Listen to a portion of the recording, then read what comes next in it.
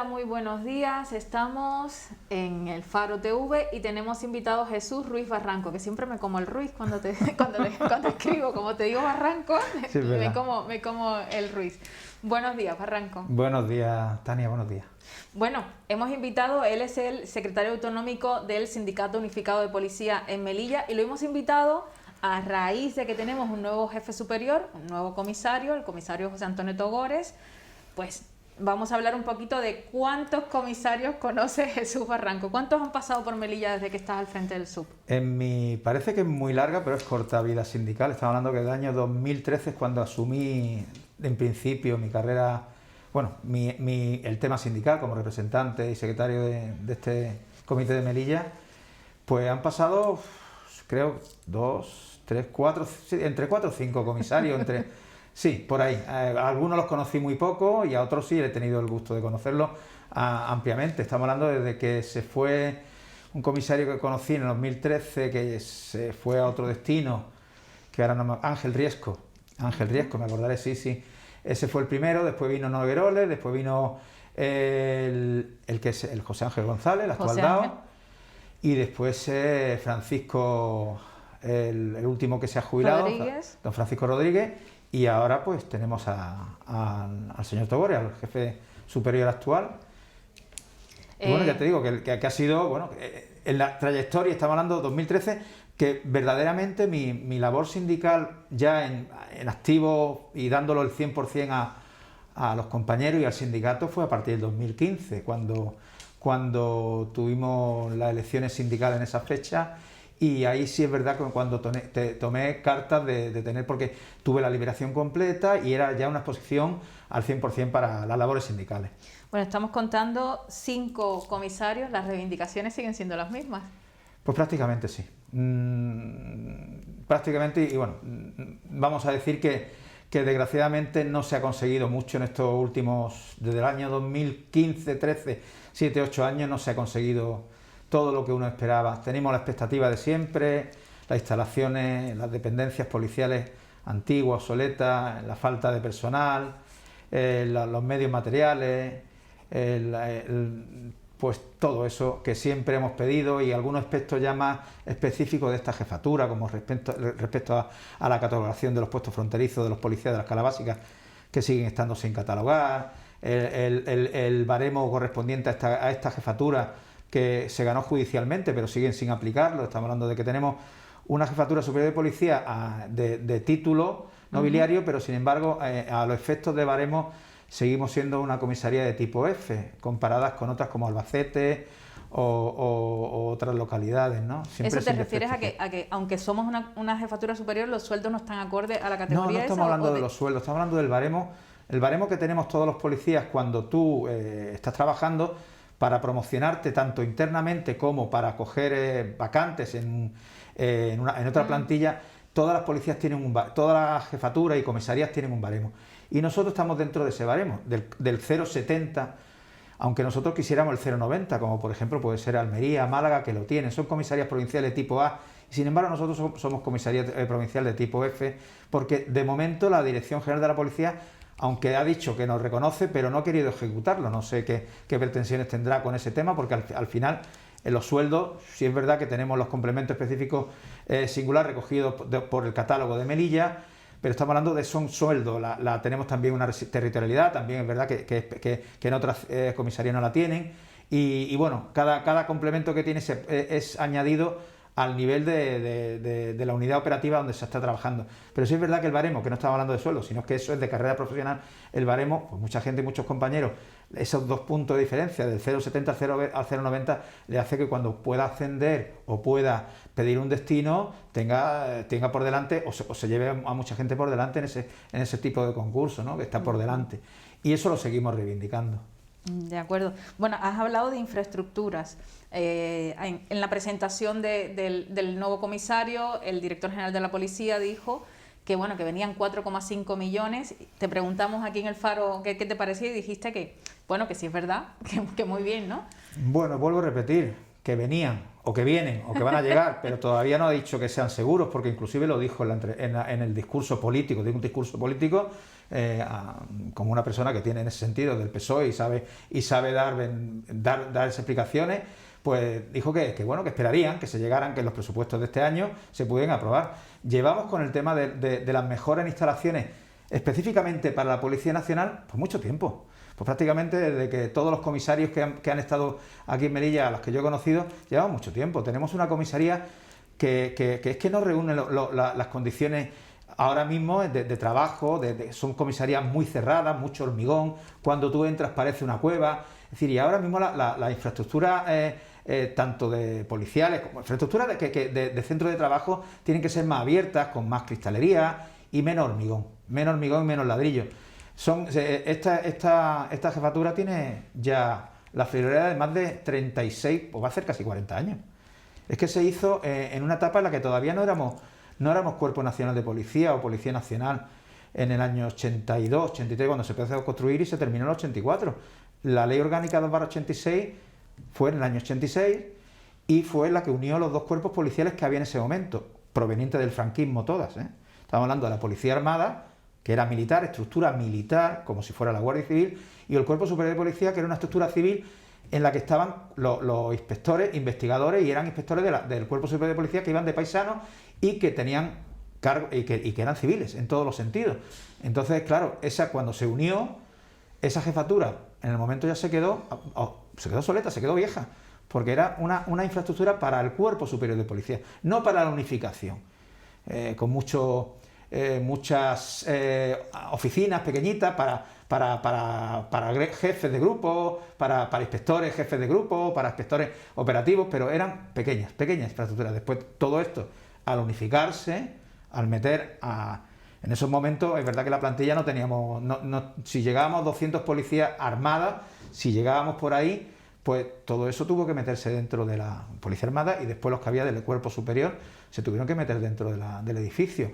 Con toda la infraestructura que llevábamos, el cuerpo de policía, la Policía Armada teníamos instalaciones en el pueblo, y allí estaban los talleres, allí estaba armamento, ahí estaban pues todos los almacenes que tenemos nosotros para el vestuario, y todo eso se tuvo que meter.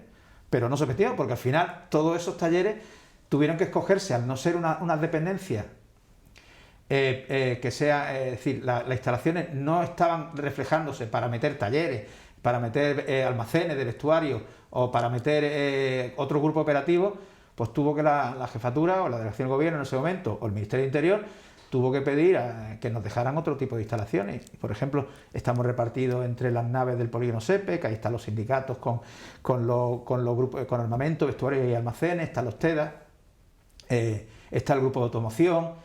Después están repartidos, la UPR, por ejemplo, están en la frontera de Beniansar. Tenemos mucho. El reparto de la unidad operativa están dentro de lo que es la ciudad de Melilla. Con lo que conlleva el problema de la gestión de personal, para dar seguridad a todas esas dependencias. Tienes que coger a más personal para todo ello. Entonces, todo esto, si de verdad se quisiera involucrar el Estado español, sea del color que sea del partido político que sea, de ideología, lo que tenían que haber hecho es mirar por unas nuevas instalaciones acordes a lo que ya tenemos en Melilla desde hace ya mucho tiempo, con una frontera que amplió el número de habitantes, que amplió la delincuencia y que recoge pues las nuevas unidades o las nuevas, vamos a decir, la unidad operativa que se han ido modificando con el paso del tiempo.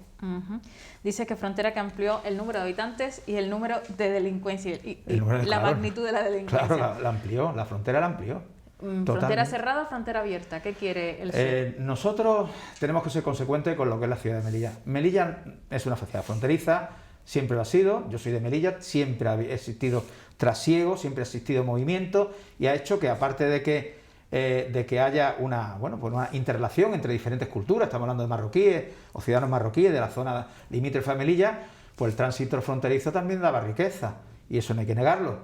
Pero sí es verdad que todo eso nosotros lo hemos visto que iba perjudicando también a la ciudadanía y a la ciudad de Melilla con respecto a la delincuencia, con respecto a la inmigración irregular y con respecto a lo que las fronteras de Melilla empezaron a ser. Ya eran prácticamente, estaban dedicadas al comercio atípico, al contrabando, Y nosotros hemos sido colaboradores de eso. A mí ¿cuántas veces nos hemos quejado a los diferentes jefes superiores de que por qué nosotros teníamos que estar colaborando con el contrabando, cuando eso es una cosa de un comercio y los comerciantes se tendrían que hacer cargo de ello imponiendo sus normas y sus restricciones o lo que sea? Pero nosotros tendríamos que estar controlando como si fuéramos guardias de tráfico, e inclusive en barrios chinos, utilizando las personas que venían aquí a ganar un dinero llevando bultos de más de 50 kilos, estábamos favoreciendo ese trato inhumano y esa forma de trabajo tan de mala prensa que siempre ha dado Melilla. Eso no se puede, es que no se puede permitir. La UIP se ha utilizado por los diferentes jefes superiores como controladores de los portes. Un compañero de la unidad de intervención que supuestamente está preparado para un tipo de intervención de cuando hay concentraciones ilegales o que tengan que ser controladas por radicalismo, que se han visto con el tema en Cataluña y en otras manifestaciones, movilizaciones de grandes masas, pues tenía que controlar con la defensa el bulto si pasaba o no pasaba por un control para que entrase en la COA cuando las ponían en la frontera. Eso es de vergüenza. Que un policía que gana un sueldo, que está especializado, que viene aquí con una dieta, tenía que hacer eso. Y eso lo consentía el jefe superior de turno y lo consentía el delegado del gobierno de turno. Y no siempre nos hemos quejado. Ahora la UIP está aquí en Melilla desde el mes de mayo, haciendo un trabajo muy bueno de seguridad ciudadana. Además ellos tienen aparte de su uniformidad, que es diferente de los medios que utilizan, dan una sensación más de seguridad y un plus de seguridad a esta ciudad, independientemente de las unidades de UPR, que están en un perfil más bajo con respecto a eso, o los grupos de atención al ciudadano, como los Z. Y entonces, ahora mismo el trabajo que está haciendo la UIP es el que verdaderamente se necesita, no el que estaban haciendo antes. Y eso siempre hemos quejado. ¿Las fronteras abiertas? Sí, pero con seguridad. No volver a lo de antes, no tener el problema de empujar los miles de personas que había en los puestos fronterizos, Frajana, Barrios Chinos, Beniansar, que cualquier persona que quería ir a Marruecos o marroquíes que no tenían nada que ver con el comercio atípico, contrabando, no podían pasar, colas de más de 5 horas para ir a Nador, ciudadanos de Melilla que no podían pasar a Frajana en coche porque tenían que dejarlo aparcado y irse andando porque eran esos cuellos de botella que se hacían en los puestos fronterizos que nosotros hemos adaptado, pero sin embargo Marruecos no adaptaba. Es decir, nosotros, la ampliación de la frontera de Beniansar, me acordé toda la vida, que fue en el año 2000, que se hizo una nueva estructura, independiente de la que había antes, totalmente diferente, con sus carriles, pues eso no se adaptó en Marruecos. Después sí, poco a poco se fue adaptando, pero al final, ¿qué pasó? Que también se colapsaba esa frontera. Frajana también tuvo unas mejoras hace unos cuantos años, para nosotros no nos gustó, porque creíamos que la frontera de Frajana tendría que haber tenido una estructura muy diferente, más mirando por la seguridad y no mirando más por el paso de la mercancía, que al final todo se adapta a eso. Entonces aquí se han hecho fronteras adaptadas al contrabando, no se han hecho fronteras adaptadas a la seguridad de los policías primero, a la comodidad de los policías trabajando y al tránsito seguro de todos los ciudadanos marroquíes que quieran pasar, o ciudadanos melillenses o españoles que quieran pasar a Marruecos. Y esos son los fallos que se han cometido en estos últimos 20 años, 25 años con la frontera. Esta frontera siempre ha ido a peor, además, ha ido degenerando en ser una frontera mucho más... yo tengo recuerdos de compañeros, de familiares que venían a Marruecos, que yo los invitaba y no íbamos a alguna ciudad de aquí cercana, bueno, cercana no, Fez, Marrakech, y la impresión negativa que se llevaban era de la frontera. Sin embargo, cuando estábamos ya en Marruecos y ya estábamos en una ciudad, pues estaban encantados, pero la impresión negativa, eso de ver a la gente cómo se pegaban, de ver a los menores metidos entre los coches, cómo veías tú hasta el policía o la gente de autoridad marroquí trincando sin ningún miramiento para que entrase la mercancía que él quería. Eso es de vergüenza, inclusive le tendría que dar vergüenza al gobierno marroquí, porque lo ha permitido durante muchos años. Pero bueno, a partir de ahora parece ser que la cosa ha cambiado, el COVID ha venido para quedarse y parece ser que la situación fronteriza con el cierre parece ser que se va a alargar en el tiempo, porque no se ve perspectiva. Yo por lo menos lo que yo siento es que no se ve muy claro el que se vaya a abrir una frontera mañana o dentro de un mes. No se ve muy claro que se vaya a abrir la frontera mañana o dentro de un mes. O sea, que tú lo ves a largo plazo. Yo lo veo a medio plazo, más a medio plazo. ¿A medio cuándo? ¿Primavera? ¿Enero? Yo creo que ahora mismo, con las declaraciones que hizo el jefe superior, de que se están adaptando a la nueva, bueno, a la situación de abrir una frontera, eso sí es verdad que se tendría que adaptar, pero eso requiere unos plazos y unos tiempos. Yo no pienso ahora mismo que si mañana se abriese la frontera o dentro de una semana, con el personal que tenemos operativo ahora mismo en la plantilla, pudiésemos dar la seguridad y pudiésemos hacer los controles y pudiésemos tener unas condiciones de trabajo dignas. Tenemos una falta de personal inmensa. El señor Pardo Piquera, el director general de la policía, anotó que Melilla rondaba por los 500, que estamos por debajo de los 500. Estamos por debajo de los 500. Con todas estas incorporaciones que ha habido este año de casi 50 policías, y hay que recordar que vinieron 30 policías de la promoción 35 que han jurado el cargo este verano, y después en el mes de octubre o en el mes de septiembre vinieron otros 20 policías del concurso general de mérito, pero 20 policías que otros 20 se quedaron sin cubrir, otras 20 vacantes. Esto da también una sensación de que aquí en Melilla los compañeros no quieren venir. Pues yo creía que era lo contrario, que como hay un plus de residencia y tal y el sueldo no está mal... Pues esto ha cambiado la forma de pensar de los compañeros que están viviendo en la península, y si podemos entrar ya en el tema de sueldo y de las mejoras salariales que hemos tenido en estos 3 últimos años, del año 2018, ha hecho que los compañeros que están en la península, si están afincados y están a gusto, pues no les interesa mucho venir a una ciudad en la que el desplazarte te cuesta mucho, date cuenta que el plus de residencia que tenemos nosotros, el complemento de residencia, lo cobramos por el sitio donde estamos. Porque tenemos que desplazarnos a la península, coger un coche, un barco, coger un avión. Y eso, al final, no sé cuántas veces la gente viaja en Melilla. Yo viajo bastante. Te sale más caro el viajar que cobrar el plus de residencia. Cada viaje a un residente nos puede costar 200, 300 euros en función de las personas con las que vaya. Y entonces, eso con el plus de residencia, a lo mejor la gente lo ve y no se queda, pues no me sale a cuenta. Esto ya pasaba con la OPE de estos últimos años, en la que se pedían compañeros que viniesen aquí en ATF, o esos 3 meses, y ya no querían venir. Y llegó un momento en que de los 20 o 25 plazas que se convocaban, y eso ya lo denunciamos en tu medio de comunicación, de que no era atractiva esta ciudad. Inclusive aparte también por las condiciones laborales en las que venían estos compañeros. Venían unas condiciones laborales totalmente indignas, en las que se le imponía por parte de la jefatura una jornada laboral y trabajo que nosotros nos quejamos en el Consejo de la Policía, y tuvo que hacer un informe el jefe superior en ese momento de que era por este motivo, porque no teníamos gente, porque había que...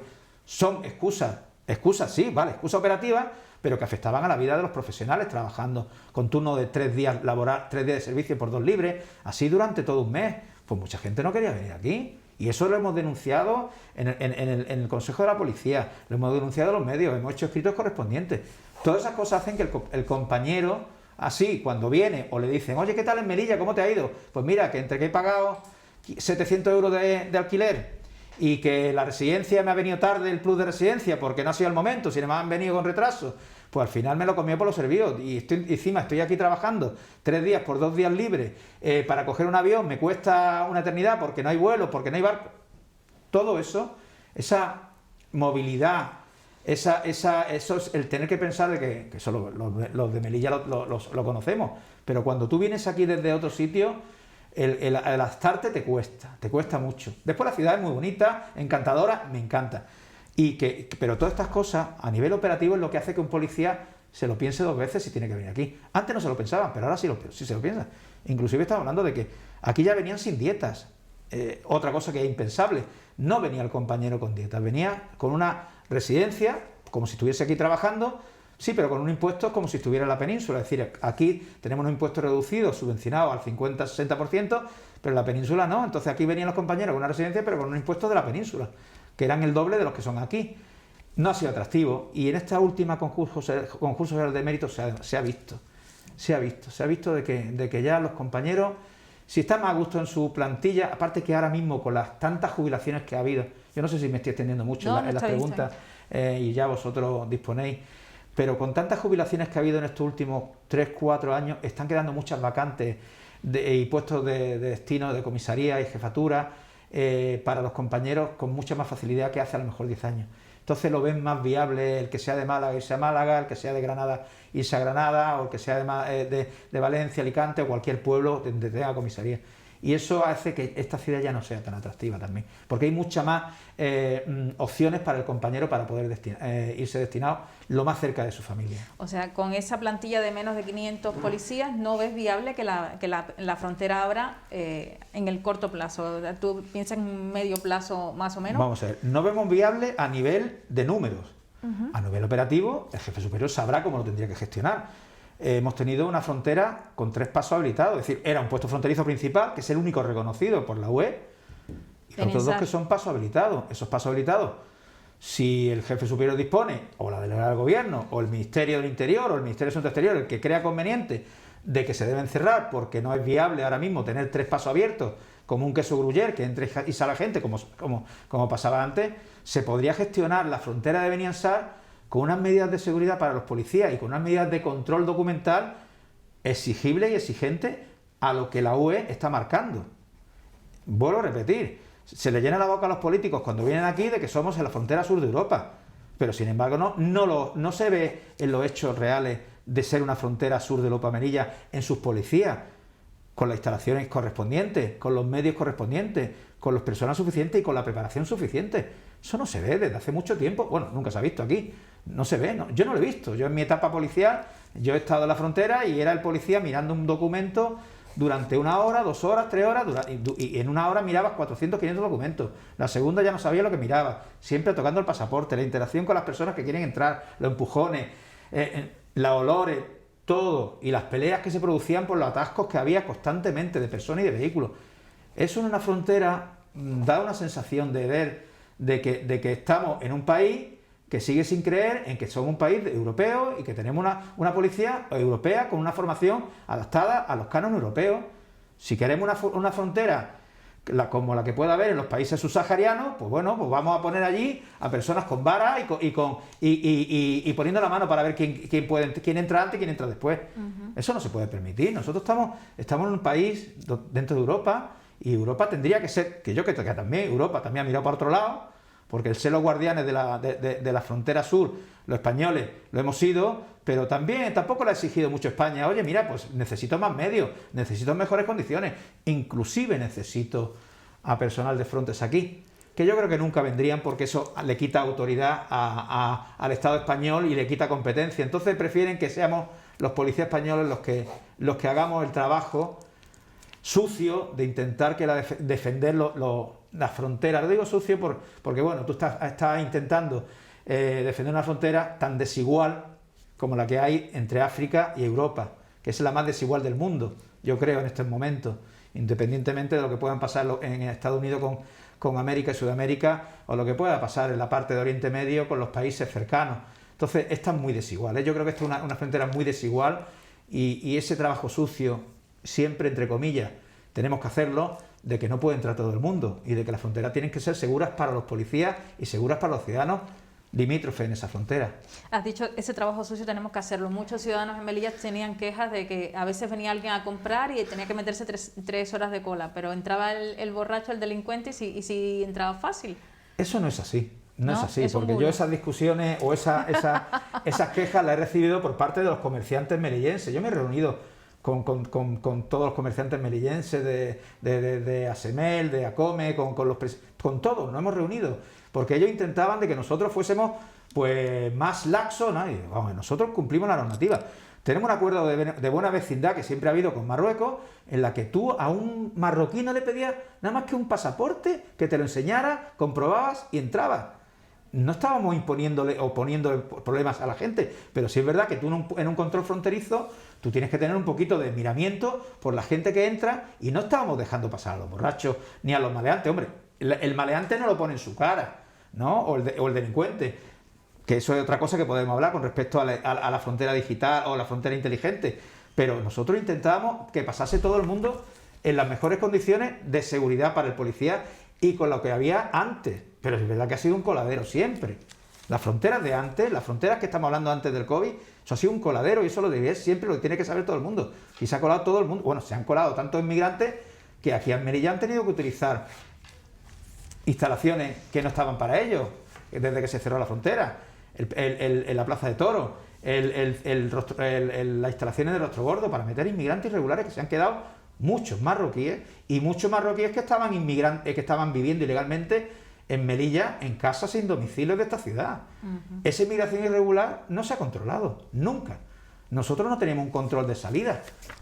Se podía saber los que entraban por número estadístico, pero no sabíamos el número de personas que se quedaban, ni los nombres y apellidos de los que se podían quedar, porque no teníamos un control informatizado en la que cada persona pudiese pasar por un filtro mecánico sin que el policía tuviese. El policía puede estar, como siempre digo, nosotros podemos estar revisando, controlando, parando, pero siempre de una manera desde fuera, no estando controlando el pasaporte, el documento y pidiendo un filtro documental de un policía en un estado de la Unión Europea que tuviese frontera con un territorio no Schengen.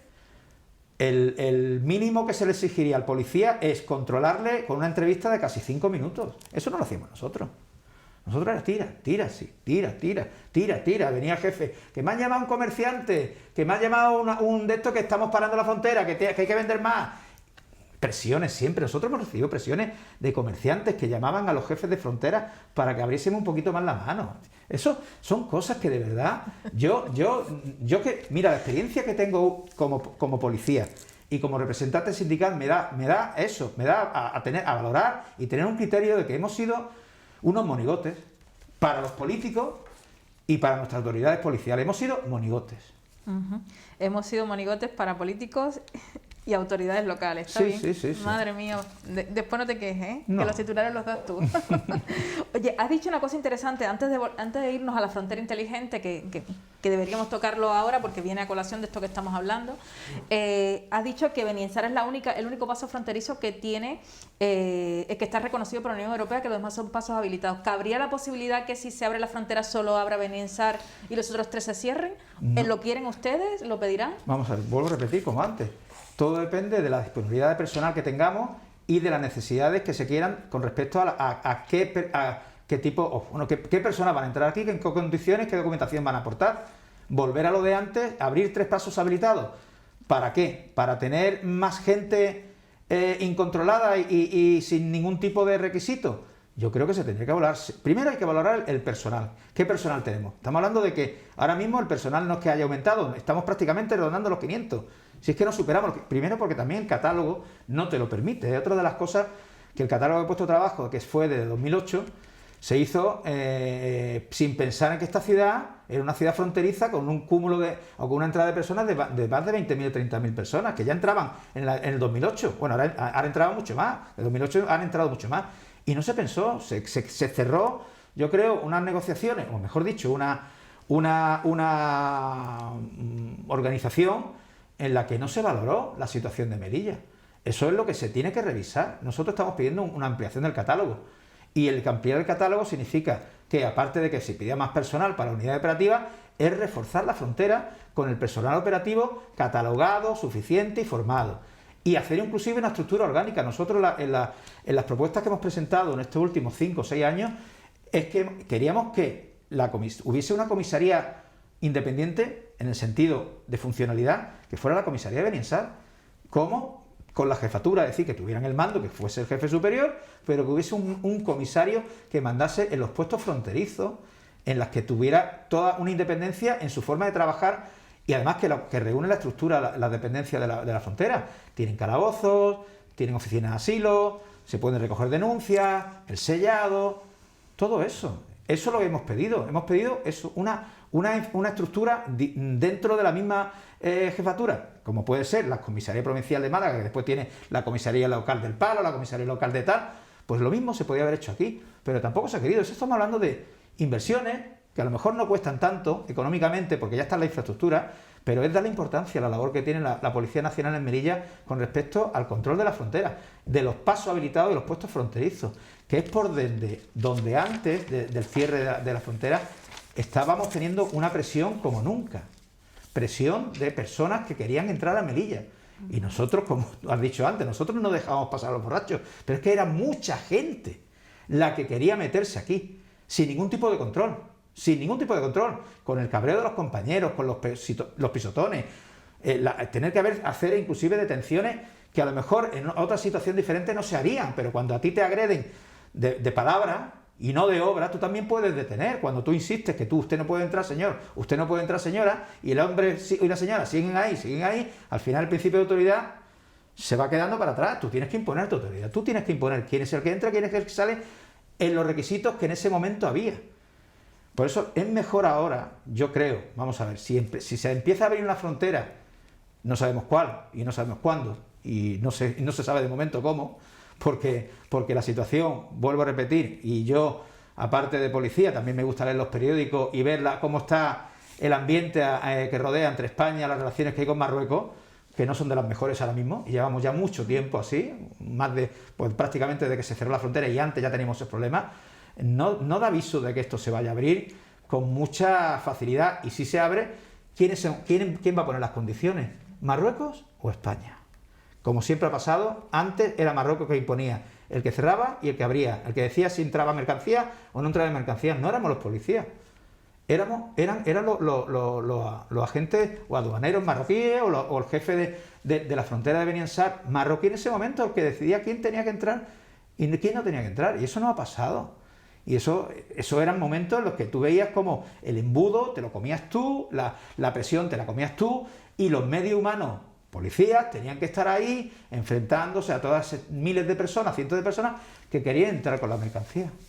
Entonces, ¿tú crees que si se empieza a abrir la frontera y se va a habilitar esa frontera inteligente en Beni Ansar y no en los pasos habilitados, no tiene sentido que se controle quién entra y quién sale por Beni Ansar y que luego se pueda entrar y salir por otro lado? Imagino que sí, si los medios que se reúnen, ahora mismo la frontera inteligente que había instalada, estábamos hablando de que estaba empezando, era incipiente, porque empezó a trabajarse en el año 2019, con un control de personas que estaban expulsadas del territorio nacional.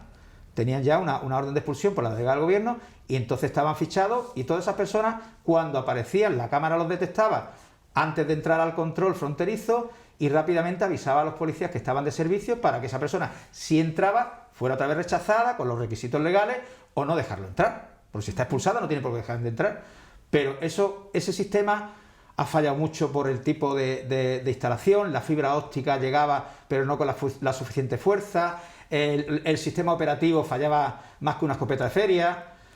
Bueno, son cosas que en estos últimos años nosotros al anterior jefe superior le hemos estado exigiendo y pidiendo. El anterior jefe superior yo creo que se ha quedado con algo amargo de que debería haber aprovechado, haber hecho una frontera como él quería, con esa voluntad de mejorarla, de hacerla transitable, lo que queríamos la mayoría. Pero se quedó ahí, se quedó todo ahí, porque cada día era peor, la presión era cada día más incesante. El trabajo que tenía la policía y que la Guardia Civil, que las competencias se mezclaban, unos no tendrían que estar ahí, otros sí tenían que estar, y que nosotros nos quejábamos de por qué tenía que estar la UIP controlando los bultos, tenía que estar la frontera en Frajana controlando las motos con las cajas llenas de mercancía, y la Guardia Civil no estaba. Son cuestiones de gestión que yo creo que a nuestro pensar no se hicieron con la suficiente garantía de que esto fuera para mejorar. Y bueno, que se abra la frontera, voy a repetir, si se abre, se tendrá que notar cómo se va a abrir, porque la instalación ahora mismo que hay en los puestos fronterizos están ahora mismo sin mantenimiento.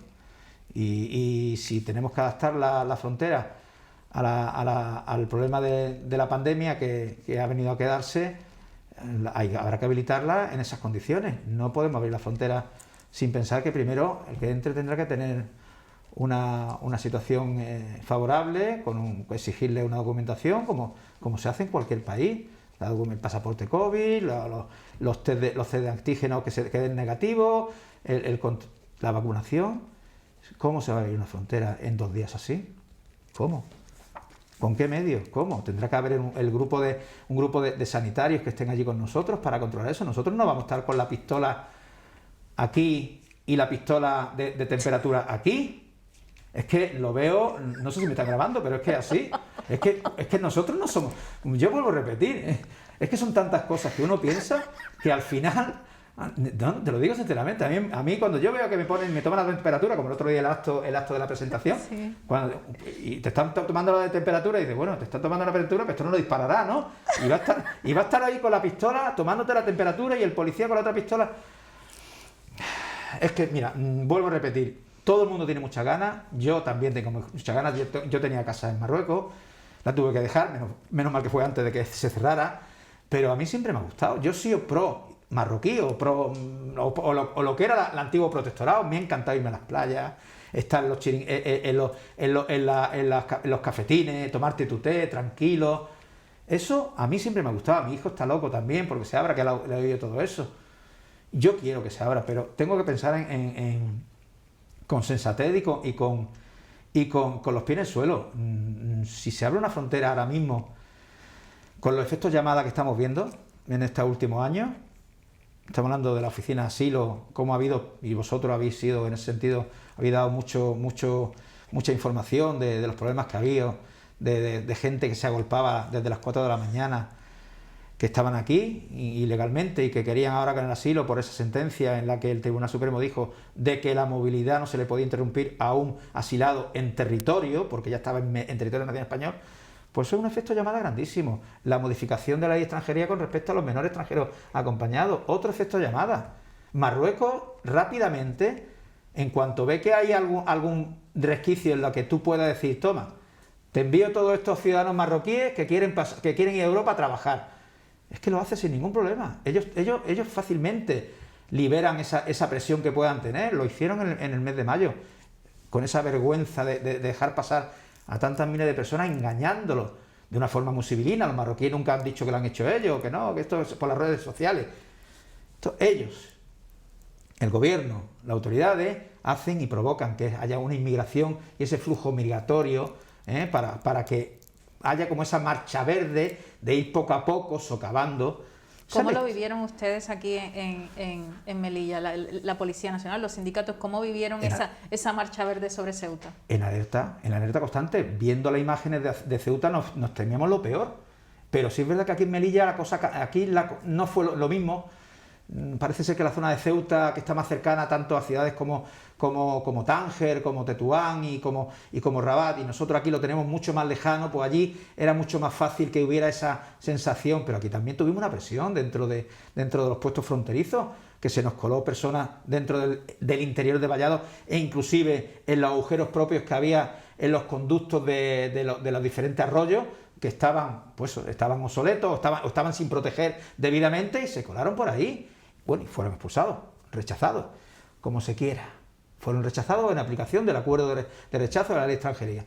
Fueron todos rechazados y la presión bajó, pero sí es verdad que tuvimos presión. Tuvimos una presión migratoria del intento de los subsaharianos por el dique sur, que eso también dio eso estaba viendo de que parecía que iba a haber otra vez una invasión. Estamos hablando de que en esas fechas, con el COVID, que se entrasen 200, 500 subsaharianos, pues eso también daba inseguridad, ¿no? Pero al final se pudo revertir y parece ser que la autoridad marroquí desde hace, con el conflicto que hay en ese tema, parece que son más proclives a ayudar que a no dejar pasar o mirar para otro lado. Desde el mes de marzo yo creo que hubo un buen tirón de orejas gracias a que se supo hacer esa propaganda por parte del gobierno español y Europa ahí sí que escuchó. Ahí escuchó. Hombre, el canciller, el de Relaciones Exteriores de la Unión Europea es español y además Josep Borrell, del PSOE.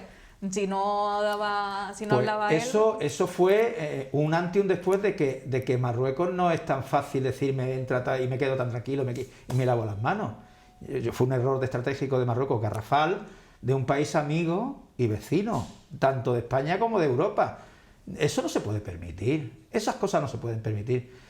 Y si las relaciones van en marcha y van mejorando, esperemos que si una frontera se abra, sean en esas condiciones de amistad que siempre todo el mundo vende. Pero de momento yo creo que eso está muy estancado. Hemos hablado de los problemas de infraestructuras, de los problemas de la frontera, hemos hablado también del problema de la falta de personal, materiales. Bien. Teniendo en cuenta lo caldeado que está el ambiente en esta zona donde estamos nosotros, en el Magreb, ¿crees que haría falta reforzar los materiales que necesita la Policía Nacional o las fuerzas y cuerpos de seguridad en la ciudad? En ese sentido nosotros hemos sido muy proactivos a pedir los medios de protección individualizada para los policías.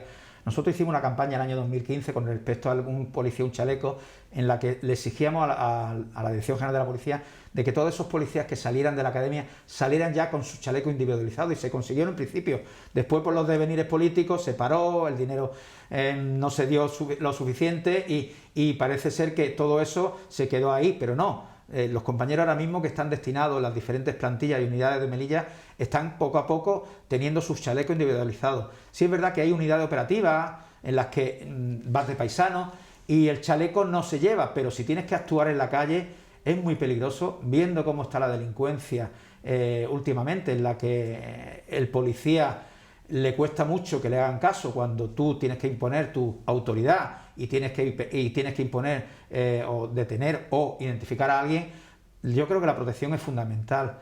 Tenemos los medios que tenemos ahora mismo. Hemos pedido que nos den taser, hemos pedido que nos den la defensa extensible.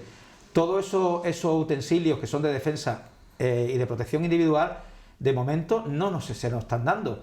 Y hay situaciones en las que hay intervenciones en las que, por ejemplo, una taser sería bastante adecuada para poder parar a una persona súper o hiperagresiva que quiera acometerte o que quiera acometer a los ciudadanos.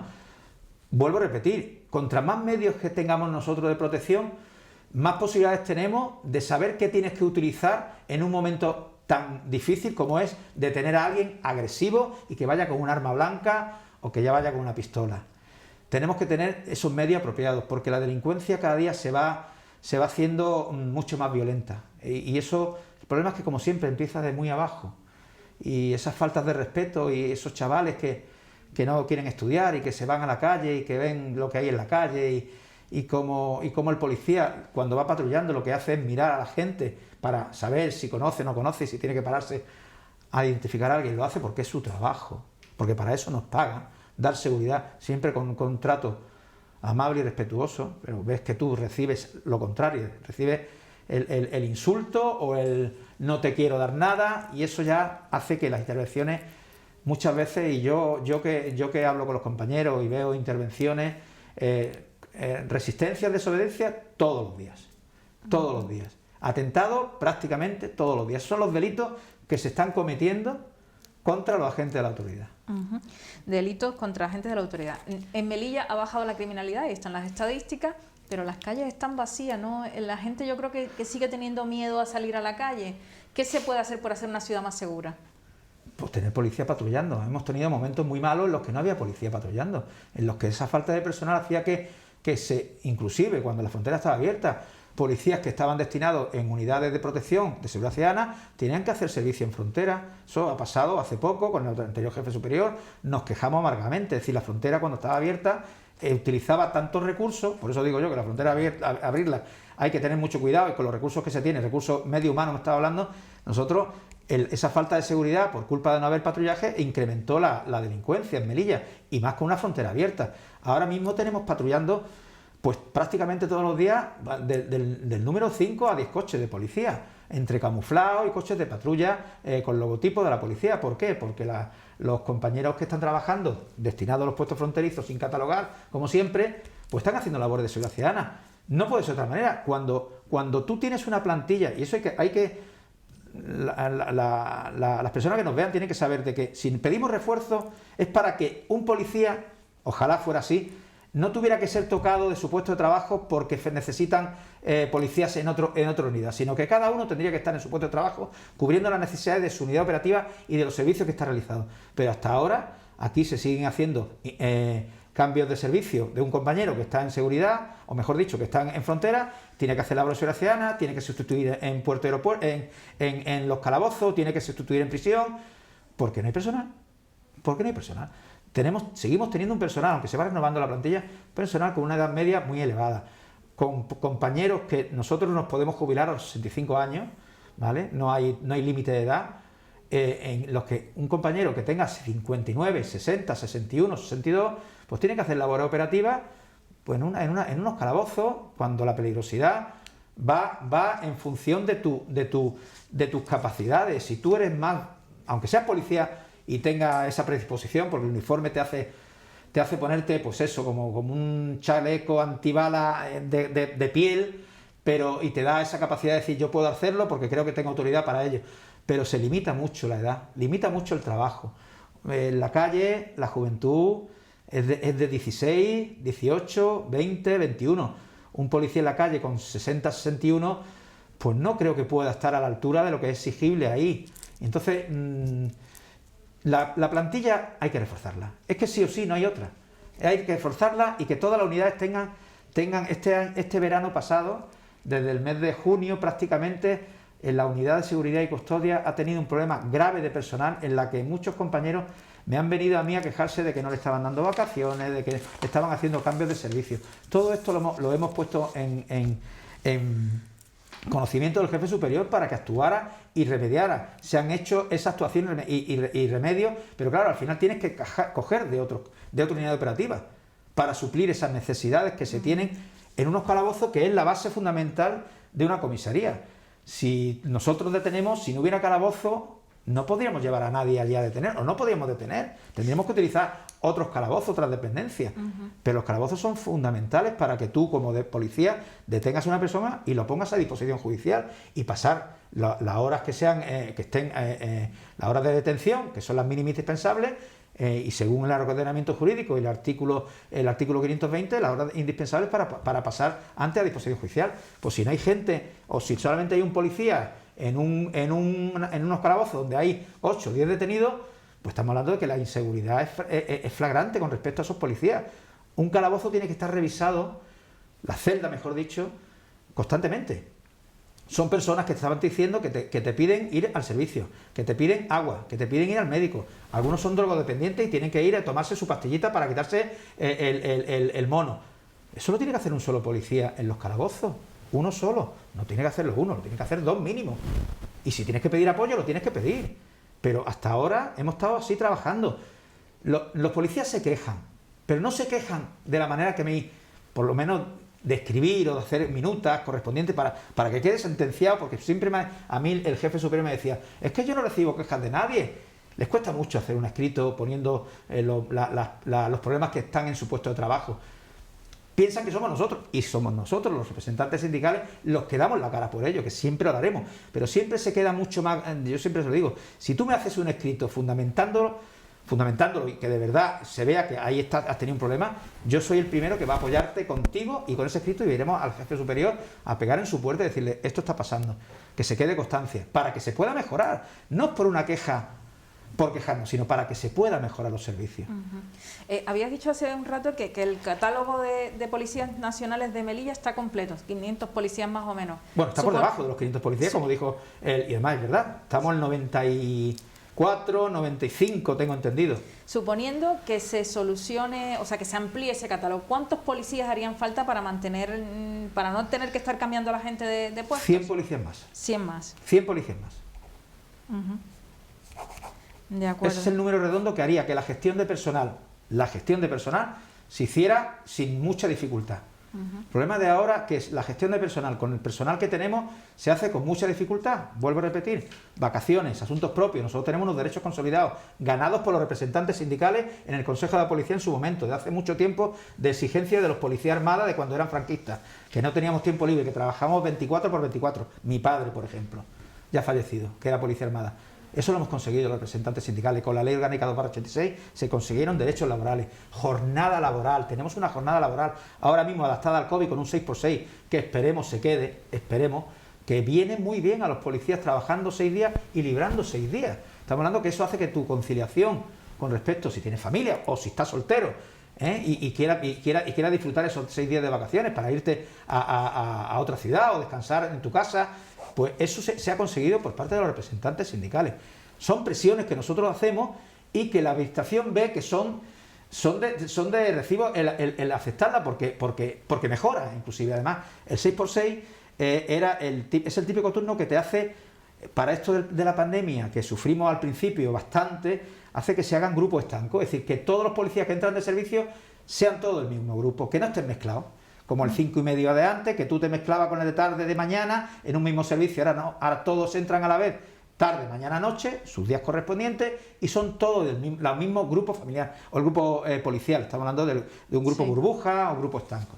Y eso es lo que se ha mejorado y lo que hace bueno, que el policía pueda tener una vida, una conciliación pues mucho más aceptable.